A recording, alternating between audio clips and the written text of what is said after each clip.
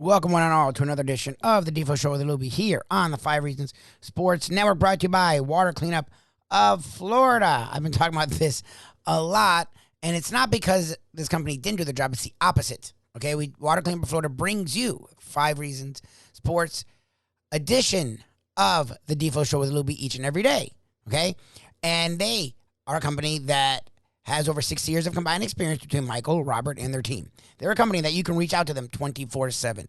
They're a company that has licensed contractors, so after they come out and assess the situation, they can not only take care of mold or water damage or fire, but they can actually do contract work,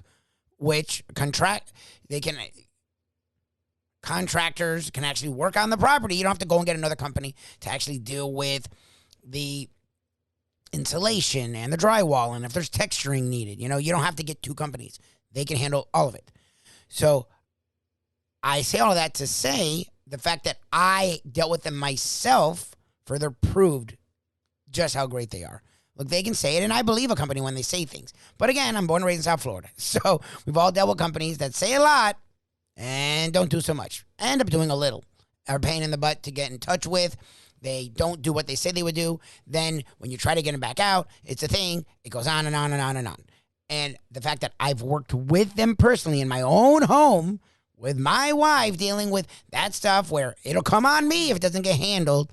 We've dealt with a lot with our house. Water Cleanup of Florida has been the best company we've ever worked with because all those things they said, they did. And I'm just hammering it home because when you see it in person, it makes it even more true. I reached out to them at a weird time. Didn't matter. They got back to me. They came out, did the work.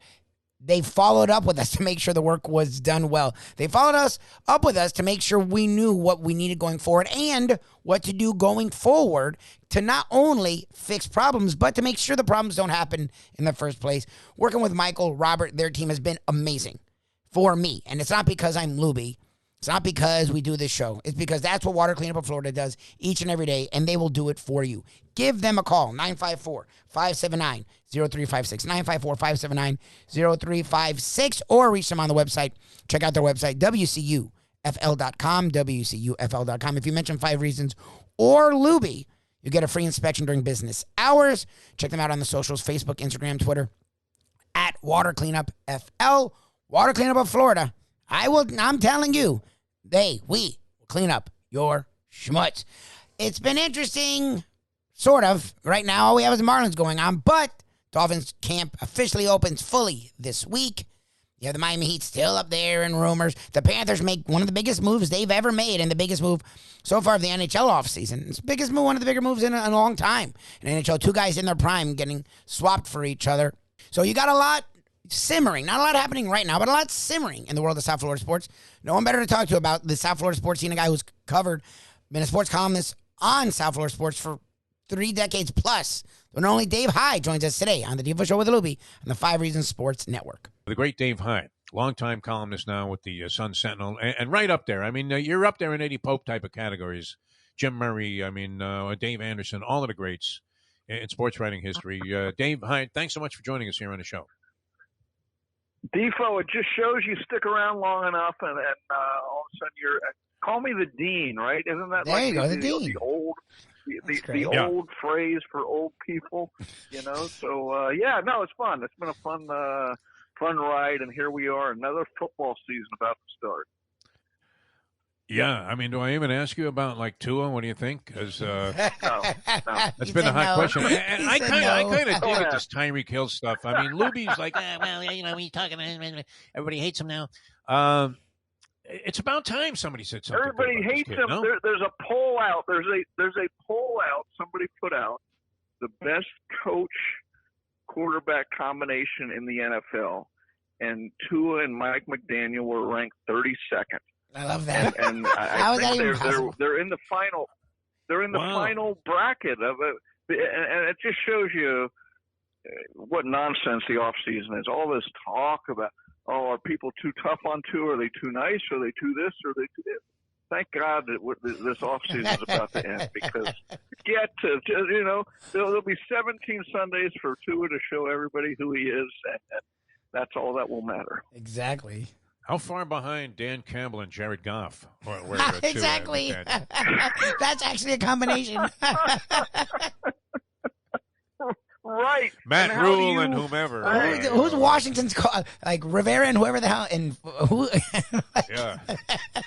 Rivera and who's their quarterback? Coming back with the Commanders and Carson Wentz. Okay, yeah. So maybe they should have been ranked 27th. Okay, I'm with you.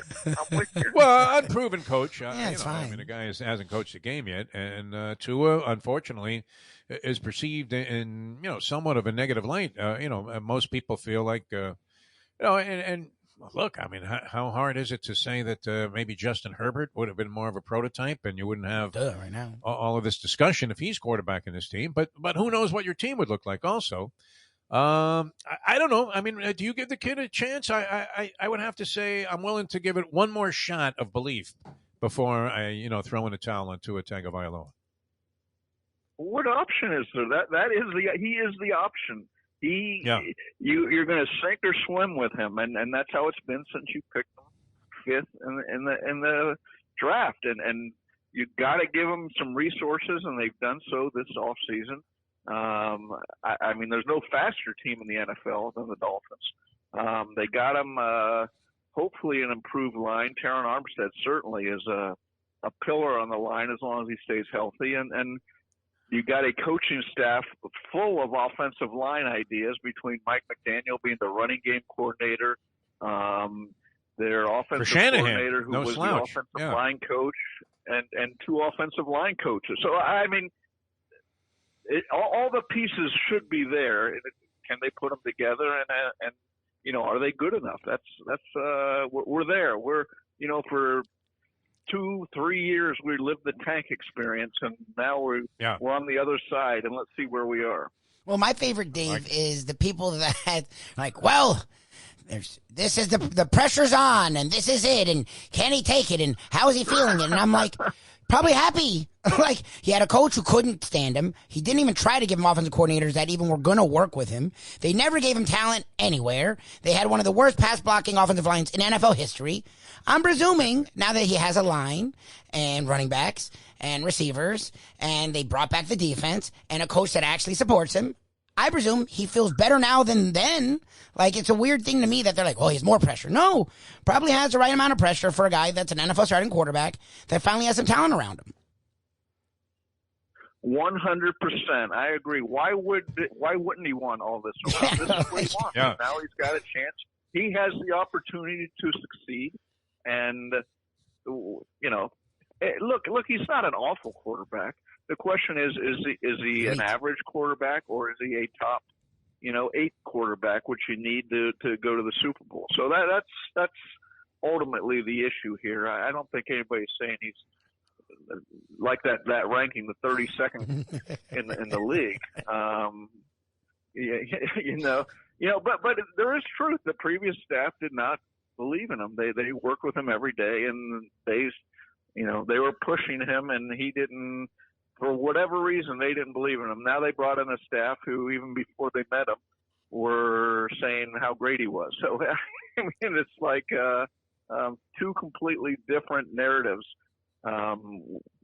played out over this offseason.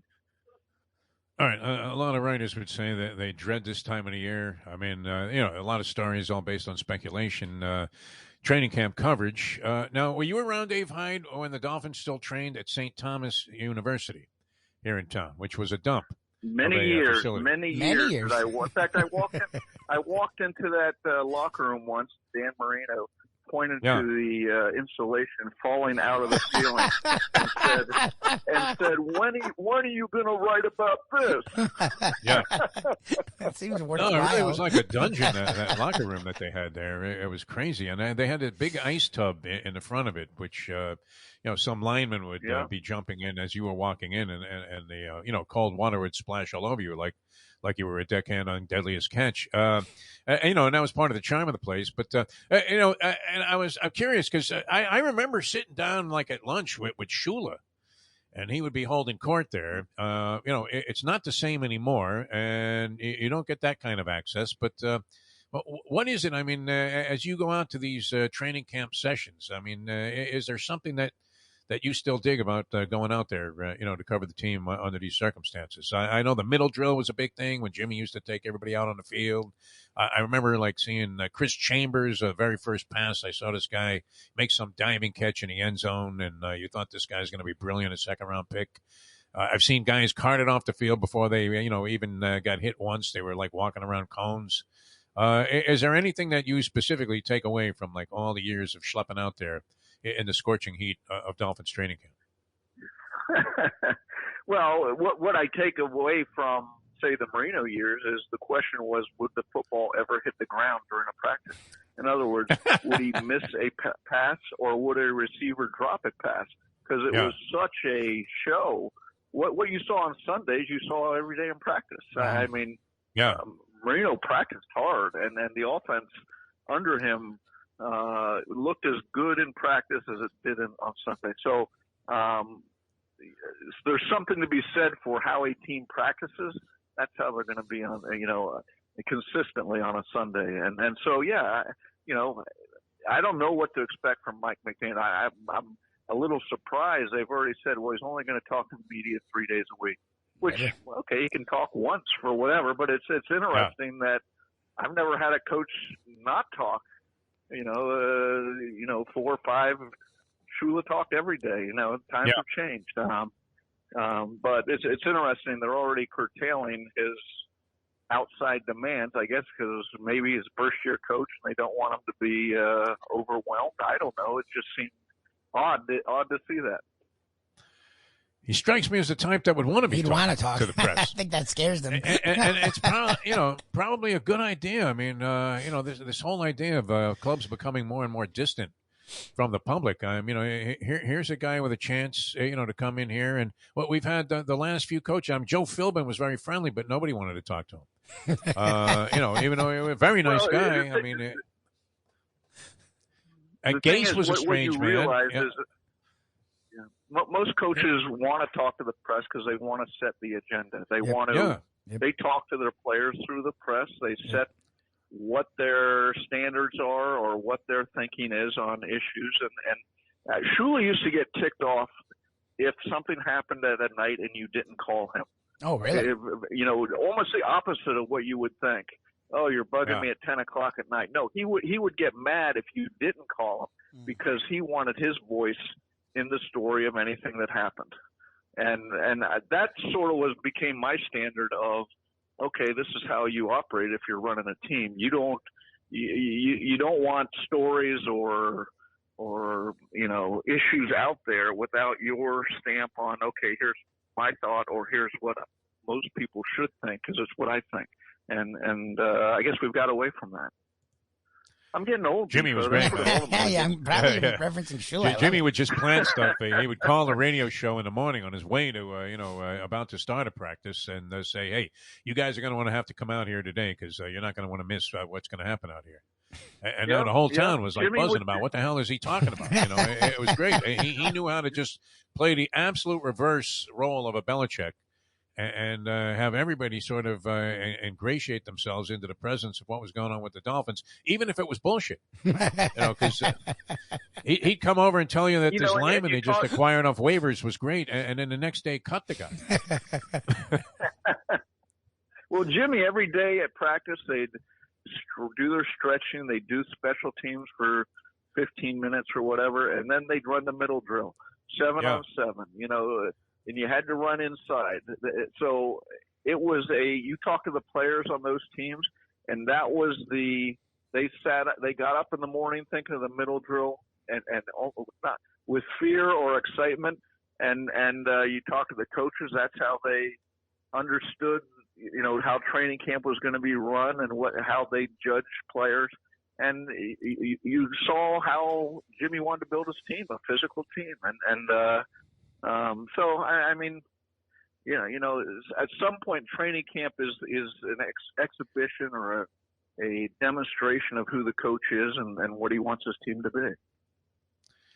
Always hated that when you knew in gym class you were going to have to go through some kind of torturous, exercise or activity, and the middle drill. I don't know. It's a horrible reference, Dave Hyde, but I'm thinking of some poor freshman tuba player that just got a scholarship to be in the FAMU band, and that would be like the kind of feeling you had. I mean, where oh great, I'm going to get like hazed, like I'm pledging some fraternity today at practice. Yep. And Jimmy relished it, and the media. See, this was the thing about coaches. I don't understand why they take such a negative approach.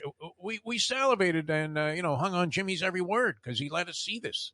Right? I mean, what did it take? It's not like we were going to be sending out encoded pictures of what went on to the Atlanta Falcons organization or something. And I think it generated a lot of favorable press for Jimmy throughout his career, which I don't know. Did he talk about this kind of psychological angle? Because he really controlled the media as well as anybody in the book that's coming out, which do we get our advanced copy? What's going on with Swagger, Dave Hyde? Yeah. There'll be copies coming out. Defo, you guys are on the list. There's nice. It's beautiful. I'm officially done with it. It's now in the marketing end of the publishing house's hands. Did you get paid yet? Or are you waiting on that? Upfront. It's interesting. You get piecemeal paid throughout the process. So okay. I'm about halfway there. When the publishing, you can pre-order now. Nice. But it's coming out in November officially. That's when the release date is. And so I'm just glad that you want to read something, Defo. What's the last book you read, Defo? I hate to say this, but it was Slugger in Right Field by Roger Maris. Pride and Prejudice, your sophomore fictional year. story. You got through Syracuse without reading. I know. 100%. I know how it works, right? I did, yeah. 100%. I really did.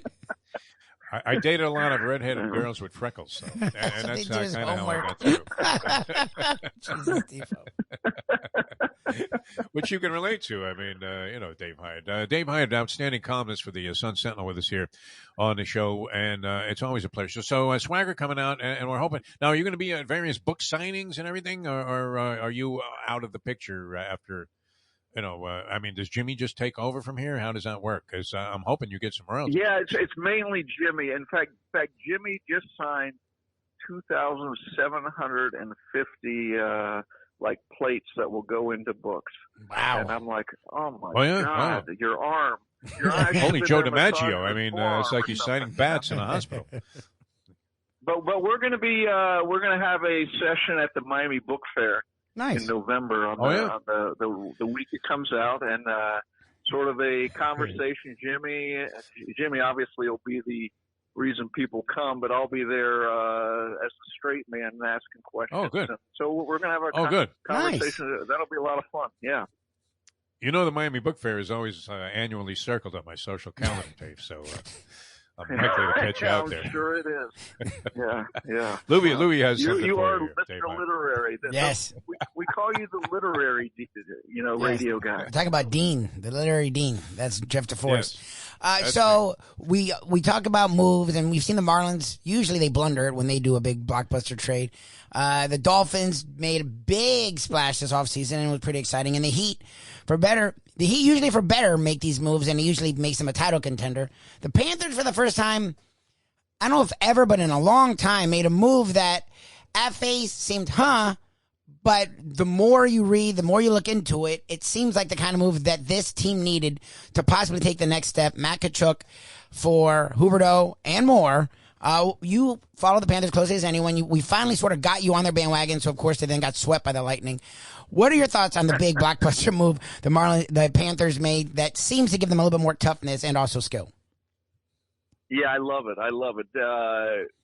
Not everybody knows Tkachuk because he played in Calgary, and let's face it, it's the profile of hockey is just getting back because the Panthers are coming back. But he's a 100-point scorer who plays a physical game, which is, at the press conference yesterday, Bill Zito, the general manager, called him a unicorn. And that's about right. It's and you look at what the Panthers they played a great style in the regular season, a fun style, so entertaining. I think is referred to like the Harlem Globetrotters at times. Fans chanting, "We want 10 for 10 goals." It was a lot of fun, but it didn't translate into when things get a little rougher and close down a lot more in the playoffs. And Huberdeau disappeared, and so what they needed was, some I don't know if grit is the right word, but some toughness, a little more toughness, and not necessarily beating up the other team, but just playing tougher. Yep. And that's the kind of game Tkachuk brings. And he's a louder personality. You could just see it in his when he's talking. He's a fun personality, but he's as he said, I'm the opposite of Alexander Barkov. Barkov is a quiet, lead by example superstar, and Tkachuk is a talking, lead by playing, but also by his voice. You saw it right then. He's calling out Tampa Bay. He's saying, "Oh yeah, we're coming after you." So it was kind of good. It was fun to see, and I think it's the type of personality that will help the Panthers. I buy 100% into that after seeing this kid. I saw him on SportsCenter after the trade was made, and a very infectious personality. And if he, plays like he has, and it looks like he'll be around for a long time. Huberdeau was already, I can't believe it, in his 10th year. But the Panthers didn't have any personality that really stood out. I was looking at some stats, and they ranked very lowly in terms of attendance and attendance versus capacity, in spite of the fact that they had, as you said, Dave, a highly entertaining and overwhelmingly favorable home season, especially. They still weren't that big of an attraction. And then, naturally with the bandwagon jumping that goes on anytime a team here is good, they caught a little bit of, activity from the fans and attention on TV once the postseason rolled around. And the only thing that a lot of people saw was them just in a deflating mode, getting swept by the Tampa Bay Lightning, and back to the drawing board. So it seemed like, at first you're thinking, wow, they traded Huberdeau. But this was going to be one of the most highly coveted guys out there in the NHL after scoring 45 goals last year. But after looking at it overall, it seemed like, a very, very positive move on the part of the Florida Panthers, who at first you were shocked and thought maybe they were panicking and gave up too much to get a guy that is, a star, but not necessarily worth the package they traded for him. Yeah, well, I mean, look, Tkachuk's 24, and he's a complete player. He's a big scorer, physical player, and Huberdeau is a star who's more one dimensional. He's a scorer, and that's it. And when he's not scoring, look, that's breaking it down. He had 10 good years here. He leads, I think, as the all-time scorer on the Panthers. So it's not like that. But if they were going to have to invest a lot of money in Huberdeau to keep him at 29, or do you put that money into a 24-year-old who's a better player? And then,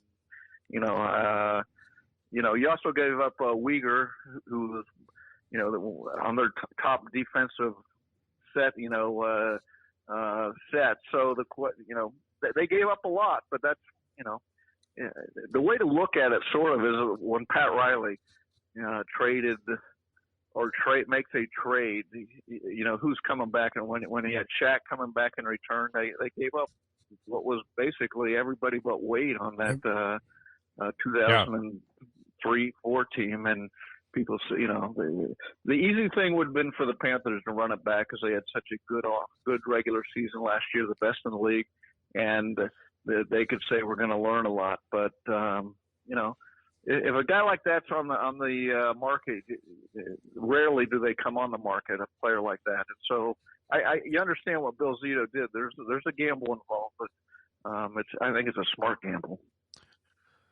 Yeah, Zito seems to have taken the team's philosophies in a more positive direction there. I mean, we all make mistakes, and not every move is going to work out, but for the most part, been very impressive and aggressive. He's become my third favorite Zito, behind Mike Zito, the guitar player and blues artist, and Nick Zito, the horse trainer. Bill Zito drafted right in there, very close. I mean, he's with Nick kind of quieting down towards the end of his career. I got him maybe even drafted in there behind Mike Zito, who you should catch sometime next time he's in town. All right, quick thought. What rumor, Dave Hyde, and thanks so much for your time. Always a pleasure, my friend. But what rumor do you believe about Kevin Durant at this point? and or Donovan Mitchell? And where did the Heat factor are in? we in the game, out of the in game? What's the story? The Celtics, are they going to get Garnett back also? Well, what's happening? I'm impressed on the Zito, going back to that you put him ahead of Barry Zito. That's the only other Zito I can name. Well, who made a lot of money and did nothing. Yeah, unfortunately. That's your Barry dream. Zito really flamed out. Did he come back Durant, also play the guitar? I think he became he's a country musician, singer or something. Yeah. He's a rock star. As far as Durant, the Nets are doing just what you would expect them to do. They are in no rush to make a trade here. Why would they?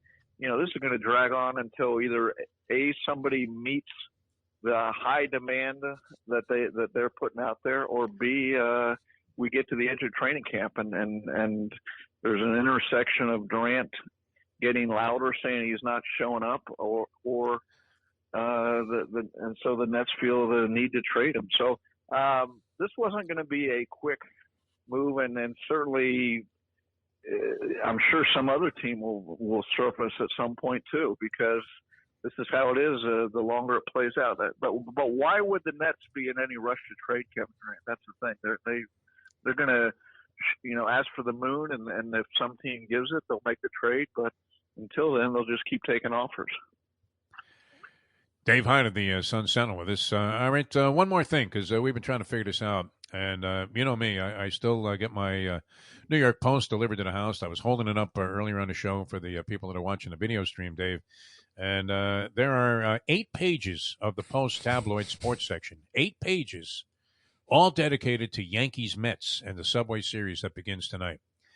And I'm thinking, I don't even know if it was worth a paragraph last night's Marlins game, but is there any kind of definitive direction that you can see this franchise has formulated at this point, or are we just going to be in an endless meandering sea of mediocrity and sub-mediocrity, at least for the foreseeable future with this team? Yeah, they're just going around and around and around, right? Yep. I mean, yeah. Look at the only way a team like the Marlins can succeed in baseball is by making smart decision after smart decision and they can't miss because their margin of error is basically nothing. And you look at their outfield. Look at the decisions they made to bring for that outfield. That's a disaster. Not only is it a disaster by their standards, it's an expensive disaster. Yes. And you start there with the management decisions. I mean, 3 and 4 years to guys who just aren't doing anything, and so they're going to be.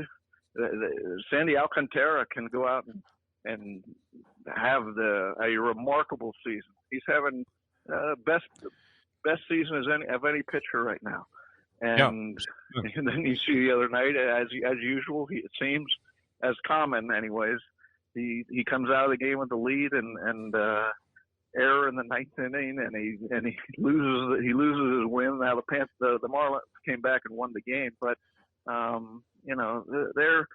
To me, the time to make a trade, if you're the Marlins, if you're the owner, if you're management, the time to make a trade isn't at the trade deadline when you say, okay, are we in or are we out? It was a month ago when they needed help. Yep. When Don Mattingly was doing everything he could and trying to mix lineups and find players and patch holes, and they were right at 500. And that was the time to make a trade. And instead they said, no, we're going to wait and see who we are. Well, if you don't know who you are and what you need in late June, it doesn't matter by late July if you're a team like the Marlins. Yeah. And that's where we are. Such ugliness. Yeah. Yep. And this is very important because Kim Ng gets the distinction of being the first female general manager in Major League Baseball. And, you're looking at some of these guys. I mean, they have these schlepper bag lady batting averages that they bring up to the plate, even with their new acquisitions. I mean, I'm watching last night. This guy gets up there. He's hitting 209. De La Cruz 216.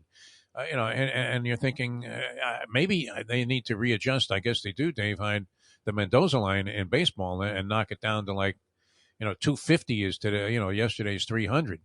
But you can't win with zero power. A bullpen that's inclined to fork over leads late in ball games, and a team that's going to hit like 210 collectively. I mean, it doesn't work. So and it's very uninspiring baseball, unfortunately. So they're off the radar. All right, Dave, always a pleasure, my friend. Thanks so much for joining us here on the program. Are you schlepping out to training camp to do any Dolphin coverage today? And if you are, bring a lot of sunscreen. I hope, unless I guess it's I'll be going out tomorrow or Thursday, and for the rest of the summer, pretty much. That's the story. The Dolphins are the story, right? Yeah, so, hopefully. Football's back, and we'll be out there sweating and trying to make heads or tails out of what's going on at training camp. Nice, you'll break down every tour pass. Yeah, we would do the radio show with one of those giant fans they have out there, that are designed to cool down the field. Tremendous, yeah. And it'll be right behind you, and everything will be blowing all around there. And then you couldn't wait to see what was in the boxed lunch. That was my favorite aspect of covering training camp. We will be overdoing like when Tua threw a bomb, a beautiful pass to Tyreek Hill. It was suddenly treated like it was something out of the Super Bowl, and that was in June. Yeah. And the previous year when he threw 5 interceptions, it was treated like the end of the world. And these are just off-season touchdown passes in practice and bad days in practice. And but we'll be out there pretending that all matters a lot, And so who's hot and who's not? I love the live That's tweeting. My favorite thing. Whose stock is up, whose stock is not. down. My favorite is the tweeting. Yeah. Every pass. It's crazy, man. It's my sugar. It's practice. camp. Allen It's Iverson camp, should guys, be the commissioner of preseason football. It's practice. All right. Thanks so much, Dave. Always a pleasure. The book comes out. We'll see you at the book fair if we don't see you sooner. Definitely. We'll get together down at Jimmy Johnson's Big Chill for a show before the book officially becomes out in publication in November. Swagger, Dave Hyde with Jimmy Johnson's story. And that's going to be a blast and should be a good read. And it's about time, I think, I sat down and read a book, Dave. So thanks so much for the suggestion. We'll look forward to the freebie. And always a pleasure having you on the show. Thanks, Defo. I kept the words at no more than 2 syllables just to help you out when you read, so it'll be great. All right. Thanks. Monosyllabic, yes. Be well, Dave. Thanks. Thank you once again to listening to the Defo Show with Lubie here on the 5 Reading Sports Network. Thank you to Dave Hyde for joining us. I know you all want your Heat. And we did touch on the Miami Heat. We did touch on the Kevin Durant, Donovan Mitchell thing where, look, it's a holding pattern. It's going to continue to be. Both guys are under contract for a few years. Both guys just signed their contracts. So if you're the Nets, if you're the Jazz, there's no rush. So to me, and that's why I wanted to ask Dave, and to me, and I talked about it with Defo, I just don't get the fact that we're still talking about it. I know you all, the Heat, because the generation that's younger than me didn't see the Dolphins win, haven't seen the Canes win. The Marlins really haven't won in your time. The Panthers haven't won. The Heat are the only ones that have won, so all you want is Heat. There's nothing Heat right now. There just isn't.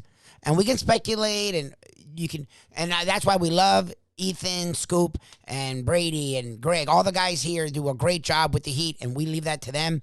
Doing the speculation game, that's not our thing. We like talking about what's happening. When we're close, maybe what's going to happen, what has happened. There's nothing right now. Durant and Mitchell aren't going anywhere. And honestly, outside of losing P.J. Tucker, the Miami Heat have brought back everyone for a team that almost went to a finals. And it feels like there's still a move for the Heat to make out there to really shore up that power forward spot. Okay, so there you go. That's to me, it's a positive thing. It's a good thing, but there's nothing to talk about. And honestly, I don't think there's going to be anything to talk about. So the idea of, well, the Celtics are in it now. No, they're not. The Celtics aren't going to give up the haul that the Nets won. So as we've seen right now, nothing's happening. And if you're the Nets and the Jazz, it's not smart for you to do anything. I love the Heat, and I want the Heat to win all the trades, but you have to be realistic. This isn't like Madden or like some fantasy league where you propose the stupidest trades. Yeah, I'm going to give you Carson Wentz for Aaron Rodgers. Like, okay, yeah, sure, there you go. Like, this isn't that. It's real organizations that the Nets actually, outside of this blowing up, Sean Marks was doing a really good job building that team. The guy has been pretty solid as an exec, so he's not just handing off Durant. And the Jazz, look, Danny Ainge, I can't stand the guy, and I think he got a lot of help from Kevin McHale in doing what he did with the Celtics. But look, he then got rid of them and drafted, and he built a team that went to lots of Eastern Conference finals and has now gone to a NBA finals. So Danny Ainge isn't just giving away Donovan Mitchell. So to me, to sit here and talk heat, there's nothing to talk about right now. Camp doesn't even, like the preseason's not even till September, October. But camp is open for the Dolphins. The Dolphins have made moves. They should win, but even without that, they should finally be exciting. Something we've talked about for years. At least be exciting. Well, McDaniel, exciting. What Tua was surrounded by, the speed everywhere. Exciting. Raheem Mostert, cleared to play. By many considered, if not the fastest, one of the top 5 fastest guys in all of football. Tyreek Hill is probably right behind him. And Jalen Waddle right behind him. So you have speed. You have talent. You have offensive line. You have defensive line. You have all the things you haven't had in years. The Dolphins are here.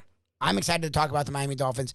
And they are our longest tenured franchise. Yeah, it has been 20 years of But it sort of feels like for once they're finding the way. Look, the Miami Hurricanes. It sort of feels like they're finally finding the way. So to me, this is the time to talk about them. We're going to talk more about them. Dave Hyde, great, talking Miami Dolphins and all things South Florida sports. Check us out each and every morning, talking all things sports and more, and lots of South Florida on the Defo Show with Lubie on South Florida Live. Please look us up on YouTube. Subscribe, South Florida Live. Google South Florida Live. Facebook, South Florida Live. Also, check us out on the Believe Network. Yesterday, we talked with Michael Rappaport. Today, we talked with Kenny Anderson, Point God. The series of film comes out this Friday on Showtime, talking about a lot of the great New York City point guards to come out in the 80s, 90s, and I guess 2000s and 70s. So check that out. We will talk with Kenny Anderson today on the Believe Network, BLEAV.com, search After Hours. And most days, right here, our South Florida content. Right here, the Defo Show with Lubie on the 5 Reasons Sports Network. Hey folks, Tony Segreto here. Let me ask you a question. What do you look for when you go out to eat? Good food, obviously, friendly atmosphere, not too loud, but good energy, reasonable prices, and a place where you feel comfortable. All those ingredients, no pun meant there, are hard to find unless you're talking about the Texas Roadhouse. You see, they encompass all of those attributes. Really, really good food, amazing atmosphere, good for a family, good for a date, or just a night out for yourself, and prices that will make you extremely happy. Their ribs unmatched. Steaks hand-cut every day. Everything, and I mean everything, is made on site, including their incredible bread. It's the one day, folks, that you can forget about low-carb diets. Trust me when I tell you, Texas Roadhouse, your restaurant, your destination when you say, where should we go and eat tonight? These days, we're all looking for comfort anywhere we can find it. Thank goodness for Landlubbers Raw Bar and Grill in Plantation, because they are making sure you are as comfortable as possible. First of all, they're not only open for delivery and pickup. All you have to do is go to landlubbersbarandgrill.com for both pickup and free delivery. You're going to have the best wings in the world. You're going to have a great burger. You're going to have their amazing soups. Again, Landlubbers, Raw Bar and Grill. It's nice and easy. Just go to landlubbersbarandgrill.com for both your pickup and free delivery. Thank goodness for Landlubbers for making you always feel right at home.